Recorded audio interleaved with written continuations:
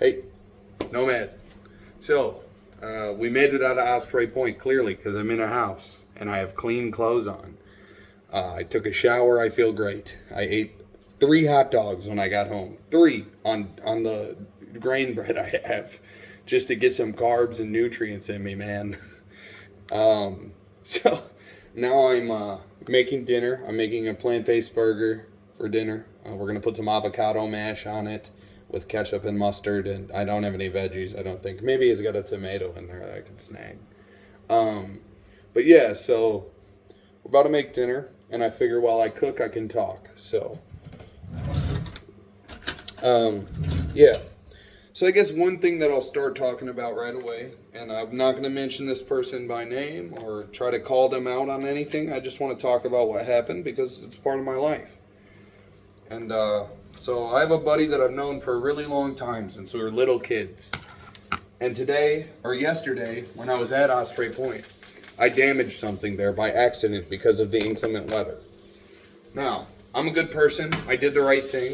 I told on myself. I literally contacted them and told them what I damaged and how I damaged it. And the lady shared with me that they spent thousands of dollars on this sign that I damaged. Now, while I agree that it probably did cost that much to have it put in, should it have cost that much? No. I mean, dude, it was a flimsy sign. I was doing like 15 miles an hour and I bumped it. I didn't even damage the pole. It just came right out of the ground and then the welds just came apart. I can post a picture of it somewhere. I think I did on my Instagram maybe. But so I'm just thinking to myself, wow, if they paid that much for this crappy sign, I wonder how much that company is going to charge them to put it back up. Which I could do myself with a little ingenuity and some friends' help. Honestly, I could do it. I've put up fences and they're still standing. And that was like 10 years ago. So, I don't think it would be the end of the world for me to figure out how to make this right for them without having to pay out the wazoo because they want to go with this expensive company that didn't even do a good job in the first place. So, long story short, I had reached out to my friend and I was venting about this the same way I am to you guys right now. And obviously I didn't even acknowledge as much as I have in this video. I understand it's my fault. It's my responsibility to take care of the damage. I caused it. Why do you think I called and narked on myself? So that's what I did. But I told him about it, and lately he's gotten this attitude with me, and we're the same age. I mean, I feel like we are of similar intellect. We have been through the same kind of shit, just in different scenarios or whatever. We both had crazy lives already. And, he kind of takes this attitude with me where, because he's more successful and has a house and a kid and all that, he thinks he can preach to me and tell me how to live, man. And I'm not a complete disaster. I mean, I have some things going for me. And I know what life is like. And that's what he said to me today in a message. He tries to give me advice and tell me what life is like. What real life is like. Because I told him yesterday, he was being kind of condescending and telling me how it's my fault it broke and I have no right to be shocked or frustrated that it would cost an arm and a leg to fix it through the company that they want to go through, which is my thought. And I was just venting and speaking loosely. So now we are fighting and he doesn't want to talk to me, which is fine. I mean, that's his choice. I still love him. He's like a brother to me. I don't want anything bad to happen to him. I wish nothing but the best for him.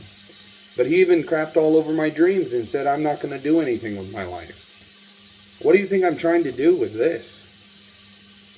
As long as I have my life, I know I have something to give. And that's what I want to do with my life, is be of service to other people. And honestly, he did ask me for help twice recently, and I said no. But that was before I even started this channel. Before I had suffered from those panic attacks. And I was not doing well. My mom just had a stroke. I was stressed. So I said, no, I'm not going to come help you. And I've helped him a dozen times in the past. He's helped me a dozen times in the past.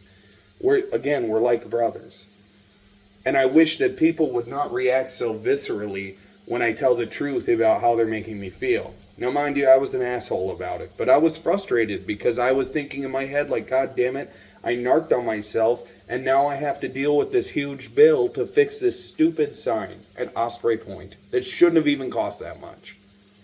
I could probably make them a nicer one out of hardwood and stain it and lacquer it and learn how to do that in a month by studying and hard work.